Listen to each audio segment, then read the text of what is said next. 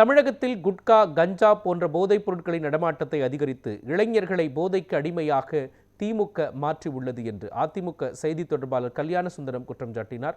இது தொடர்பாக சென்னை திருவான்மியூரில் செய்தியாளர்களுக்கு அவர் அளித்த பேட்டியை பார்க்கலாம். திமுக இளைஞர்கள் மாநாடு நடக்கிறது இப்ப முதல் நடத்துல ஏற்கனவே சேலத்துல ஒரு மாநில மாநாடு உதயநிதி தலைமையில பண்ணாங்க. அந்த மாநாடு எந்த அளவுக்கு நடந்ததுங்கிறது நம்ம பார்த்தோம். உதயநிதி பேசிக் கொண்டிருக்கிற போது அவருக்கு நேர் எதிராக மேடை கீழே அமர்ந்து இளைஞர்கள் ரம்மி விளையாடி கொண்டிருந்த காட்சி உங்களை போன்ற ஊடகங்கள் தான் வெளியிட்டார்கள்.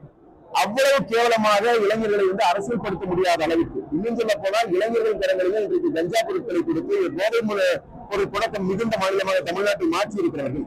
இதே கள்ளக்குறிச்சியில இளைஞர்கள் கட்சி கூட்டத்தில் கலந்து கொள்கிறார்கள். அவர்கள் சாப்பிடுகிற மேசையின் மீது அந்த பீர் போத்தல்கள் இருந்ததை நாம் பார்த்தோம். அத்தனை பேருக்கும் மதுபானங்களை கொடுத்து திமுக இளைஞர்களை இன்றைக்கு திரட்டிக் கொண்டிருக்கிறது என்று சொன்னால் அழிவு சக்தியாக திமுக மாறி இருக்கிறது. நடத்துகிற மாநாடு என்பது மீண்டும் ஒரு முறை இந்த மண்ணில இருக்கிற இளைஞர்களை கெடுத்து சீரழிக்கிற மாநாடாக இருக்கலாம். அது ஒன்றும் பெரிய